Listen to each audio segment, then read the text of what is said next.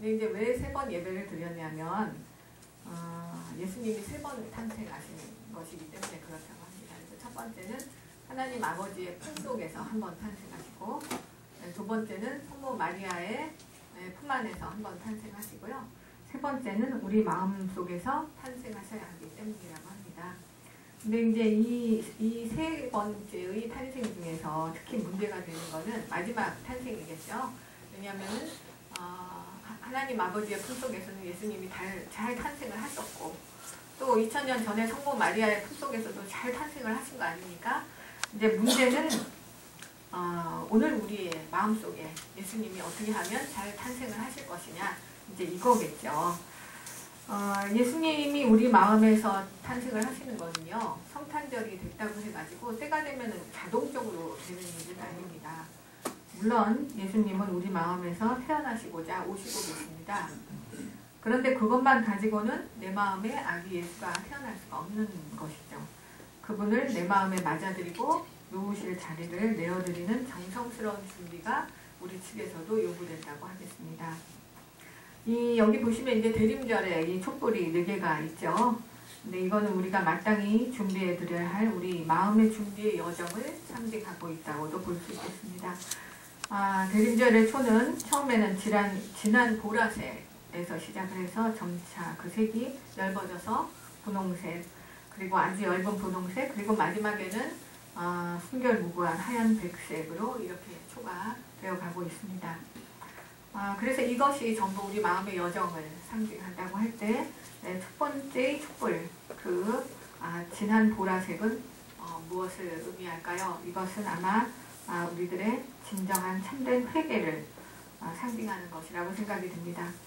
회개를 통해서 우리의 진홍빛 같은 붉은 죄를 정화하자 라는 것이겠죠. 그래서 세례자 요한이 주님보다 먼저 와서 회개를 촉구하면서 마음의 길을 닫게 하고 요구하는 것은 바로 이 때문이라고 생각이 됩니다. 복음서에서 보면은 예수님의 족보나 잉태, 탄생, 성장에 관한 이야기를 제외하면 예수님에 대한 복음의 시작은 언제나 세례자 요한의 출현과 함께 시작되는 것이 이것 때문이라고 볼 수가 있습니다. 오늘 본문에서 본 것처럼 세례자 요한이 활동한 곳은 사해 서쪽에 있는 유대의 광야였습니다. 광야라는 말은 종교적으로 굉장히 중요한 상징적인 의미를 가지고 있습니다. 구약성서의 전통에서 보면 광야는 시련과 정화의 장소, 그렇기 때문에 이제 구원을 체험하는 장소로 여겨집니다. 특히 이사야서의 예언에 따르면 하나님이 당신의 백성을 구원하시는 장소, 다시 말해서 하나님과 이스라엘이 만나는 가까이 있는 곳을 상징하고 있습니다.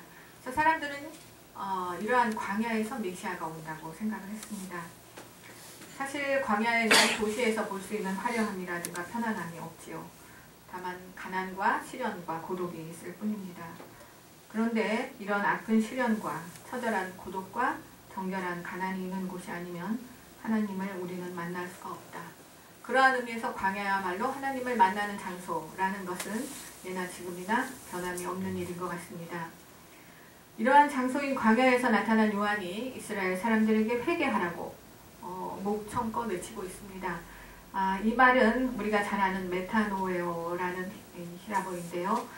메타노이오라는 말은 달리를 생각하는 메타, 그리고 생각하다는 노에오의 합성어인데, 다시 말해서 생각을 고쳐먹어라, 마음을 고쳐먹어라 라는 굉장히 강력한 권고라고 하겠습니다. 그래서 회개는 개개의 어떤 잘못을 회개하는 것보다는 마음의 중심을 고쳐먹는 것, 다시 말해서 세상에 쏠렸던 내 마음, 세상을 바라봤던 내 마음, 그리고 자기 중심으로 쏠렸던 마음, 그리고 자기에게 영광을 주고 드높이려고 하는 마음을 돌려서 하나님께로 향하라라는 말이 되겠습니다. 이렇게 요한이 촉구를 하자 사람들이 나와서 세례를 받습니다. 회개하고 죄를 씻는 그런 정화의 의미의 세례를 받은 것입니다. 이렇게 세례를 받으러 모처럼 마음먹고 온 사람들에게 요한은 특히 그 중에서도 바리새인들에게 혹독한 욕을 하고 있습니다. 이 독사의 자식들아, 다가오는 진노를 피하라고 누가 너에게 일러주었느냐. 그런데 여기서 독사의 자식들이라는 말은 오늘날로 말하면 어떤 정도의 욕이 될까요? 이것은 이 사탄의 자식들아, 악마의 자식들아 라는 것과 말로 대단히 충격적인 욕설이었습니다. 모처럼 맘먹고 회개하려고 찾아온 사람들, 그것도 이 바리새인 사람들은 누구보다도 종교생활에 열심히 했고 율법을 충실히 따르는 모범적인 사람들한테 왜 요한은 이렇게 심한 욕설을 퍼부었을까요? 그것은 그 사람들의 개개의 행동이 모범적이지 않아서가 아니라 그 사람들의 마음의 중심이 자기에게 쏠려 있었기 때문입니다. 다시 말해서 회개가 이루어지지 않았기 때문이죠. 바리새파 사람들은 거룩함을 모양이나 외면, 행위, 형식으로 드러내려고 했습니다. 그리고 그렇게 하지 못한 사람들을 땅의 사람들이라고 단죄하고 멸시했죠.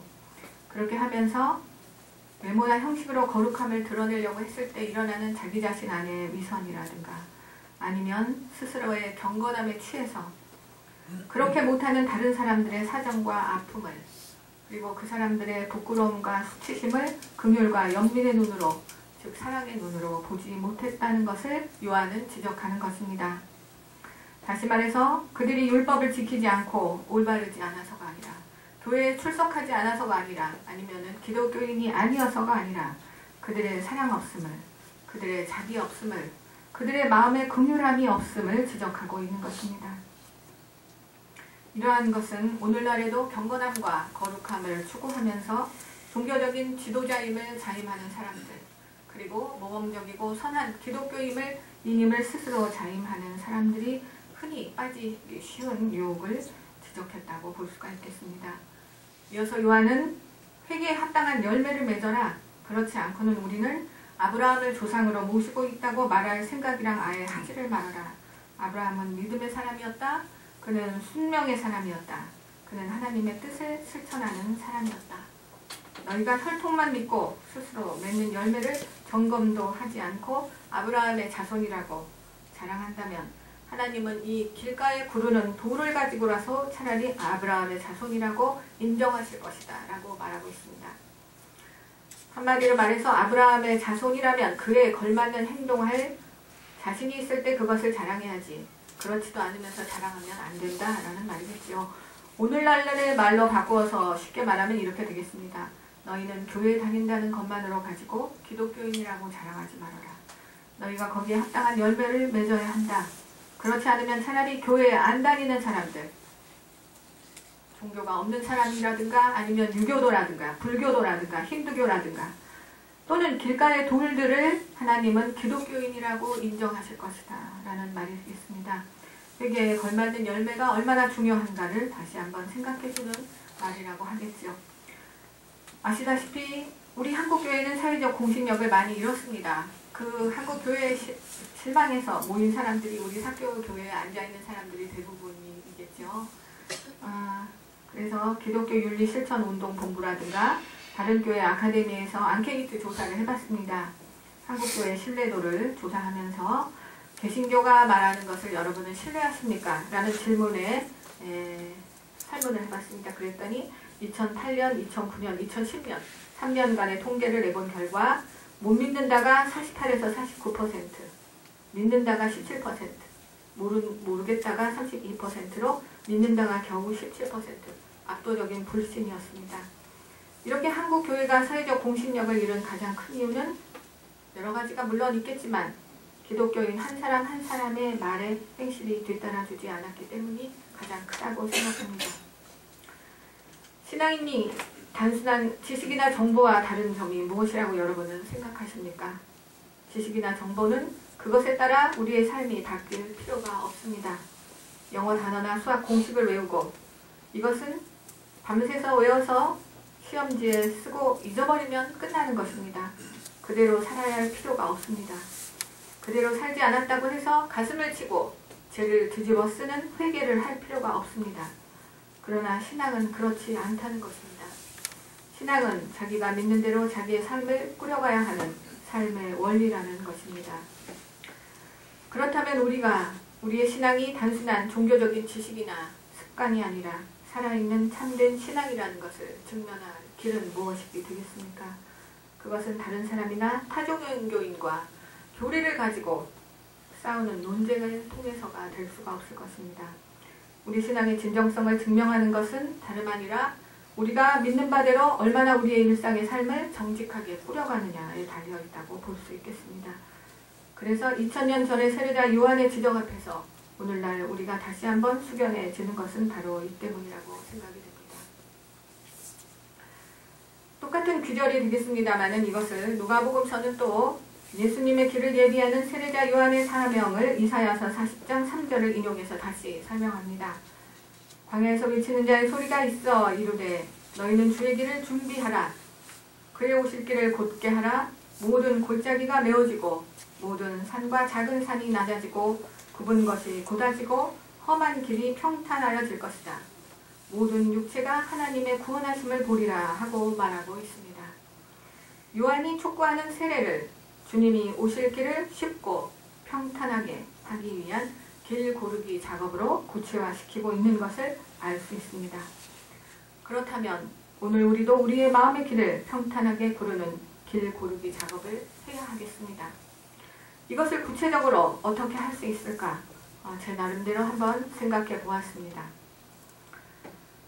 지금 우리의 마음에서 주님이 오시는 것을 막는 굽은 것은 무엇일까요? 움푹 파인 상처는 무엇일까요? 높고 가파르게 치솟아 오른 언덕은 무엇일까요? 까칠하고 험한 것은 도대체 무엇인가를 살펴보아야 하겠습니다.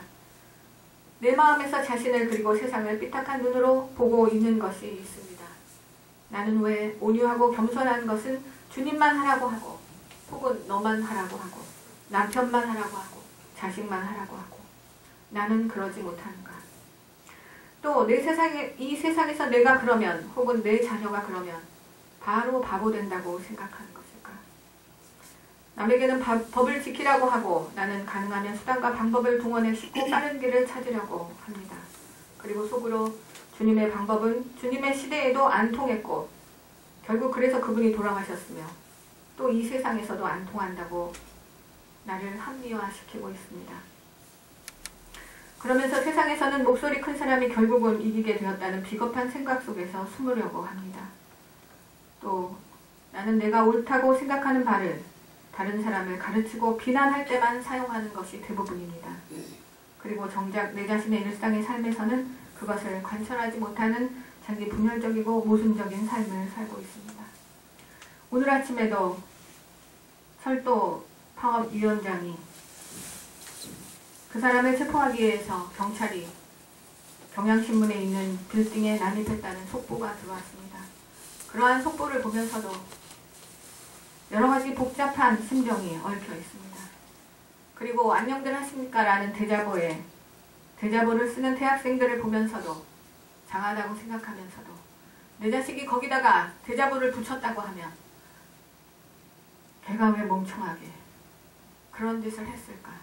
다치지 말아야 되는데 라는 그러한 두려움과 비겁한 마음이 자기 가슴 속에 독버섯처럼 솟아오르는 것을 볼 수 있습니다. 또한 지금 주님이 내 마음에 오시는 것을 막는 나의 높고 거만한 것이 도대체 무엇인가를 물어봅시다. 백화점 슈퍼에서 제가 물건을 살 때가 있습니다. 그럴 때는 나는 돈이 아주 많아서 상류사의 사람처럼 우쭐거리면서 값을 깎기는커녕 물건값이 얼마인지도 확인하지 않고 대충 필요한 것을 바구니에 쳐넣습니다. 그러나 전철 정류장 앞 노점에서는 벼랑간 명확해져서 흥정을 합니다. 제법 똑똑한 척까지 하면서 이리저리 뒤틀어보고 1,000원어치가 애기에게 요거밖에 안 돼요? 덤으로 좀 더 주세요. 백화점에서는 꼼짝도 못하던 고객의 왕노릇을 기껏 다 팔아야 1, 2만 원어치밖에 안 되는 이 세상에서 가장 초라한 할머니 앞에서 하면서 저는 부끄러운 줄도 모릅니다. 또한 나를 정의롭게 대우하고 나의 인권을 존중해주라고 주장하면서 나 역시 조금만 나보다 힘없어 보이면 바로 잘난 체하며 긴장해도 되지, 긴장 안 해도 되네. 그리고 무슨 일이 있으면 윽박질러대려는 교만함이 내 세포 깊숙이 숨겨있는 것을 들여다봅니다. 뿐만 아니라 끊임없이 사람에 대해서 급을 매기려 하고 나보다 낮은 처지에 있는 사람이면 무시해도 좋다는 교만함은 사실 정치적인 성향이 보수이건 진보이건 상관없이 우리 사회에 깊이 뿌리내려 숨어있는 것을 볼 수 있습니다. 아까 말씀드린 고려대학에서 시작된 안녕들 하십니까가 큰 파문을 일으키고 있습니다. 한 대학생의 예리한 시대 인식과 불리한 시대에 안주하고 있는 자기 자신에 대한 부끄러움의 갈등 사이에서 출발된 이 운동이 거꾸로 가는 역사를 보며 안타까워하는 많은 사람들을 하나로 묶는 운동이 되고 있습니다. 거기에는 이제 대학생들뿐만 아니라 철도노조, 언론노조를 비롯한 우리 사회의 많은 사람들이 참가해서 공감을 확산시키고 있습니다. 심지어 한국의 유학 온 유학생들을 통해 세계 각국에도 퍼져나가고 있다고 합니다. 그런데 여기에 우리를 다시 멈추어 생각하게 하는 내용의 대자보가 하나 붙었습니다. 어느 성매매 여성의 대자보입니다. 그 여성이 쓴 대자보 내용을 오늘 이 시간에 감히 소개해 보려고 합니다. 저는 성매매를 하는 여성입니다. 요즘 안녕들 하십니까가 정말 유행이기는 한가 봅니다. 성매매를 하러 온 구매자가 자신도 대자보를 썼다며 자랑스럽게 얘기를 하더군요. 거기에 제대로 호응하지 않았다며 주먹질을 당해야 했습니다.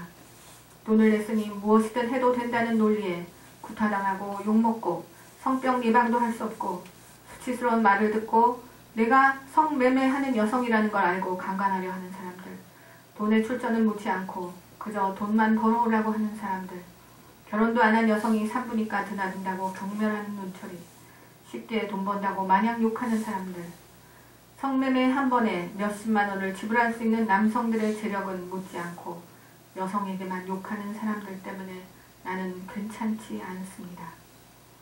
낙태를 하고도 돈을 벌기 위해 쉬지도 못하고 오늘도 성매매를 하러 갑니다. 나는 더 이상 이렇게 살고 싶지 않습니다. 나는 안녕하지 못합니다. 나는 말할 수 있는 사람이다. 이 여성의 대자보를 보고 찬반이 분분했다고 합니다. 반대하는 사람들은 이런 직업의 여성의 안녕하지 못한 사연은 우리가 접수할 수 있는 종류가 아니라고 삭제를 요구하기도 했다고 합니다. 사람의 존엄성에 급을 매기고 그 급에 따라 누구의 안녕은 존중하고 누구의 안녕은 무시되어야 해도 괜찮다고 하는 이러한 부만함을 이 대림절 우리가 회개해야 하겠습니다. 모두가 입을 가지고 있고 모두의 마음속에 할 말이 있는데 누구는 말하라고 하고 누구는 입 다물라 하고 누구의 말은 접수하고 누구의 말은 무시해도 된다는 이 교만한 마음과 차별하는 우리의 마음을 회개해야 하겠습니다. 그리고 사람을 하나님의 모형으로 창조하시고 그 형상을 회복하기 위해 오늘도 거룩하고 존엄한 신으로서의 영광스러운 자리를 버리시고 사람의 모습으로 오시는 우리 주 예수 그리스도 앞에서 낮고 가난하고 작은 자의 아픔에 공감하지 못하는 우리의 무리고 강팍한 마음을 회개하면 좋겠습니다. 또한 내가 언제 어떻게 상처를 입었는지 모르지만 내 마음에 움푹히 패어서 도저히 메워지지 않는 어둠의 골짜기, 그것은 무엇인지 물어봤으면 좋겠습니다. 내 마음에 주님이 오시는 것을 이렇게 막고 나에게 주님을 끊임없이 의심하고 거부하게 하는 그 상처가 도대체 무엇일까? 과거에 부모로부터 방치되어 버림받은 상처 때문에 사람을 믿지 못하는가? 경쟁체제에서 훈육되어 주님이 조건 없이 나를 다만 있는 그대로 사랑하신다는 것을 도저히 나는 믿을 수가 없는가? 주님과의 관계조차도 끊임없이 심사받고 점수 매겨지는 그리고 등급 매겨지는 관계로 여기고 나 있지 않은가? 내가 주님을 그런 심판관으로 이해한다면 그런 분이 이 세상에 혹은 내 삶에 오신다는 것은 절대로 반갑고 기쁜 일이 될 수 없을 것입니다. 왜냐하면 심사받아야 하고 눈치 보아야 하고 잘 보여야 하고 그래서 끊임없이 긴장해야 하는 너무나 불안하고 무서운 존재가 내 삶에 들어온다는 것은 다만 재난이기 때문입니다. 오늘 우리는 요한의 외침 앞에서 이렇게 우리 안에 삐뚤어진 것, 높이 솟아오른 것, 움푹 패인 것이 무엇이고 그것이 우리 마음 안으로 오시는 주님을 어떻게 방해하고 힘겹게 하는가를 깊이 묵상해야 하겠습니다. 그러므로서 깎아내릴 것은 깎아내리고 메울 것은 채우고 또한 바르게 펴야 할 것은 펴나가야 하겠습니다. 짙은 보라색의 대림절 첫 번째 주의 촛불이 이렇게 켜져서 우리가 거기에 걸맞는 회개를 했다면 대림 두 번째 주에는 좀 더 연해진 분홍의 촛불을 켜야 합니다. 그 촛불은 어떠한 촛불일까요? 저는 올해 성탄절에는 그 촛불을 감사의 촛불로 생각해 보았습니다. 생각해 보면 감사는 자연적인 감정은 아닌 것 같습니다. 인간의 감정이라고 하는 희노애락, 즉 기쁨, 노여움, 사랑, 즐거움의 어디에도 감사라는 것은 들어있지 않습니다. 하여 감사는 자연적인 감정의 발로라기보다는 인식의 전환을 이야기하고 있는 것 같습니다. 영어의 땡큐는 싱크와 같은 연언이었다고 합니다. 독일어의 단케도 생각한다는 것에 연언을 두고 있는 말이라고 합니다. 감사는 소유하고 소유를 쟁취하기 위해 싸워야 하는 삶에서 한 걸음 물러서서 한 번 더 깊이 생각해보는 데서 나오는 것임을 알 수 있습니다. 삶에서 물러서는 자리, 그것이 바로 종교적인 자리입니다. 한자의 감사할 사도 한 걸음 물러서다는 뜻이 들어있다고 합니다. 감사, 사죄라는 말은 모두 삶에서 한 걸음 물러섰을 때 가능한 것입니다. 도저히 잘못을 인정하지 못했던 사람이 한 걸음 물러섰을 때만 용서를 구할 수 있고, 모든 것을 당연시했던, 그래서 더 많이 가지려고 했던 사람이 그 삶에서 한 걸음 물러섰을 때만 감사할 수 있는 것입니다. 성서에서 보면 주님은 들에 핀 백합화가 길쌈도 하지 않는데 솔로몬의 옷보다 더 아름답게 입고, 공중에 나는 새들도 먹고 살기 위해 농사를 짓고 추수도 하지 않는데 배부르게 먹는 것을 보아라. 그들이 헐벗고 굶주려서 굶어 죽었다는 말을 너네들은 들어보았느냐. 그들의 삶을 보고 무엇을 입을까, 무엇을 먹을까 하는 염려와 걱정에서 해방되라고 말씀하십니다. 언뜻 들으면 이렇게 생존 경쟁에 몸부림쳐도 시원치 않은 세상에 애써 노력해도 얻어질까 말까 하고, 먹고 살 수 있을까 말까 하는데 너무나 낙천적이고 나이브한 목가적인 말씀을 하시네라고 생각할지 모르겠습니다. 그러나 한 걸음 물러서서 생각해 보십시다. 주님은 염려와 걱정에서 노연한 지점에 있는 어느 사랑의 배려에 대해서 말씀하시는 것을 알 수 있습니다. 들에 핀 이름 없는 들꽃 하나도, 공중에 나는 새 하나도 그 존재를 보살피시는 어떤 사랑의 배려가 이 우주 가운데 충만하다는 것, 삶에서 한 걸음 물러서서 그 사랑을 발견해내라는 것, 그리고 그 사랑의 존재에 기대어 너희의 삶을 옥죄이는 근심과 걱정에서 해방되라는 것, 주어진 것, 이미 가지고 있는 것들 당연시하지 말고 감사하며 충분히 누리라고 말씀하시는 것을 알 수 있습니다. 그래서 감사는 자연적인 감정의 발로라기보다는 인식의 전환이라고 할 수 있는 것입니다. 그리고 그것이 바로 종교의 자리라고 할 수 있겠습니다. 하나님은 우리의 감사하는 마음을 받으시는 존재입니다. 한 해 동안 부족한 것, 결핍된 것, 부재한 것, 상실한 것들에 대한 아픔에 매여 제대로 보지 못했던 우리가 이미 가진 행복에 대해 감사해야 하는 마음이 있으면 좋겠습니다. 내 삶을 눈동자와 같이 보살피시고 때로는 보이지 않는 그물이 되어 우리의 존재를 든든하게 뒷받쳐 주시는 그분의 보이지 않는 사랑을 느끼고 감사할 수 있으면 좋겠습니다. 두 번째 촛불이 이렇게 감사라면 세 번째 촛불은 무엇이 좋을까요? 저는 그것을 겸손과 온유의 촛불이라고 생각해 보았습니다. 삶에서 한 걸음 물러서서 사죄와 감사의 마음을 하나님께 드린 사람은 자신의 한계를 아는 사람입니다. 자신이 모든 것을 다 알고 또한 아는 대로 항상 선과 의로움을 행할 수 있고, 그래서 완벽한 그러한 심적인 존재가 결코 아님을 아는 사람입니다.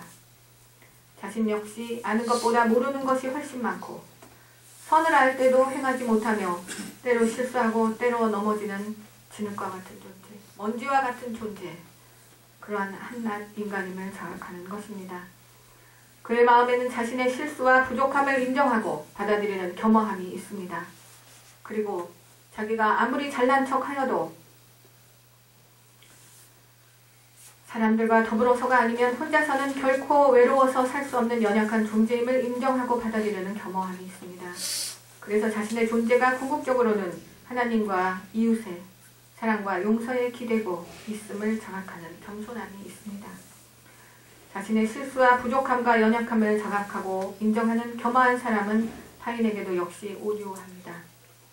인간에게 완벽을 요구할 수 없음을, 완벽이라는 단어는 신적인 단어이지 인간에게 해당하지 않는 단어임을 그는 자기 자신을 비추어 누구보다도 더 잘 알기 때문입니다. 이제 그는 사람을 재판관의 눈이 아니라 의사의 눈으로 볼 것입니다. 사람을 재단하고 재판하기보다는 어디가 아파서 저렇게 행동할까? 그러는 자기는 얼마나 아플까? 그의 병을 고쳐주기 위해서 나는 무엇을 해야 하는가를 보는 치유자의 온유함이 그의 마음에 있을 것입니다. 이러한 겸손함과 온유함이 있는 마음이라면 강포에 둘러싸인 어린 아기 예수님도 편히 누우실 수 있지 않겠습니까? 이제 마지막에 네 번째, 촛불이 켜졌습니다. 그리고 그것은 순백의 하얀색입니다. 이 촛불은 비움의 촛불이 되었으면 좋겠습니다. 회개와 감사와 온유와 겸손을 통해 우리 안에서 나오는 모든 감정, 그리고 우리의 모든 생각들이 비워지는 자리, 그래서 내가 없어지는 자리, 내가 온전히 죽은 자리, 그리고 그 온전히 비워진 텅 빈 자리를 만들어내야 하겠습니다. 그 텅 빔 안에 주님이 탄생하시기를 간절히 기다려야 하겠습니다.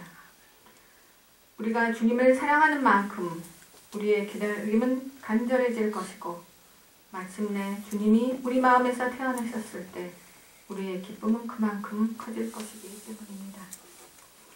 이렇게 보면 대림절의 네 개의 촛불을 주님 오실 길을 닦는 우리 마음의 여정을 상징하는 것으로 볼 수 있겠습니다. 짙은 보라색에서 점점 옅어져서 마침내 순백의 하얀색이 되는 촛불은 회개와 감사와 온유와 겸손을 통해 자신을 정화해내고 비워냄으로써 마침내 자기를 온전히 죽이고 주님이 탄생하시어 누울 자리를 내어드리는 자기 정화를 상징한다고 하겠습니다. 이제 마지막 촛불이 켜졌습니다. 우리는 3일 후면 우리 마음의 주님을 맞이할 수 있게 됩니다. 그분이 우리 삶에 탄생하시게 되면 우리는 임마누엘 하나님을 모시게 됩니다. 임마누엘이라는 말은 여러분이 잘 아시는 대로 주님이 우리와 함께 계시다는 말입니다. 주님이 우리와, 즉 다름 아닌 나와 함께 하신다는 것입니다. 나는 이제 더 이상 나 혼자 사는 것이 아니라는 것입니다. 내 인생은 내가 혼자 꾸려가야 하는 무겁고 버거운 과제가 아니라 그분과 함께 꾸려가는 잔치가 된다는 것입니다. 이렇게 우리는 그분과 함께 다가오는 또 한 해를 사는 것입니다. 교회력으로 보면 성탄절은 새해가 시작되는 때입니다. 사람들은 지금을 연말이라고 하지만 우리 기독교인은 이 성탄절이 바로 새해인 것입니다. 이것은 이제 내가 죽고 내 안에 태어나신 그리스도와 함께하는 나로서 온전히 새로운 나로서 사는 새해가 시작된다는 말입니다.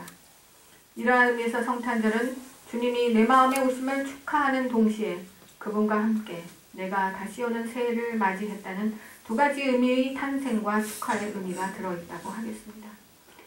새롭게 시작되는 이 한 해 동안 우리는 주님과 함께 걸으며 주님을 닮아가는 삶의 여정을 걷게 될 것입니다. 수고하고 무거운 짐진 모든 사람을 불러 모으시는 그분의 극진하신 사랑을 본받는 여정을 걷게 될 것입니다. 고통과 죽음을 모르시는 하나님이신 그분이 신의 자리를 버리고 우리의 고통과 죽음 그리고 우리의 유한성에서 오는 모든 비참함과 남루함에 함께 해주시는 그 온유와 겸손을 그 사랑을 본받는 여정을 걷게 될 것입니다.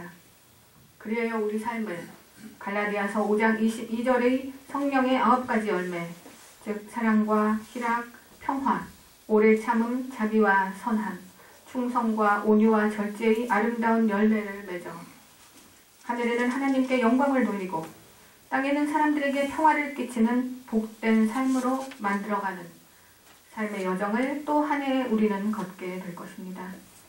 이번 성탄절에 여기 모이신 삭개오 식구 한 사람도 빠짐없이 모두의 마음 안에 이 모든 것을 가능하게 하시는 임마누엘 하나님을 모시는 영광과 축복이 함께 하시기를 주님의 이름으로 기원드립니다. 기도하시겠습니다.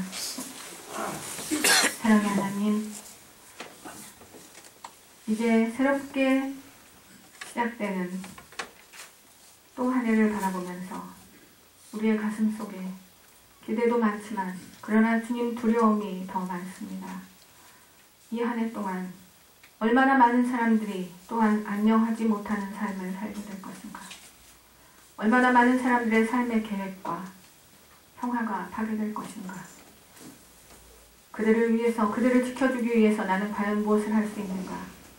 그리고 그러기 위해서 나는 나의 안온함과 평온을 얼마나 희생할 수 있는가, 그리고 얼마나 용기를 낼 수 있는가. 이렇게 두렵게 생각하는 저희들에게 주님 와주심을 감사드립니다.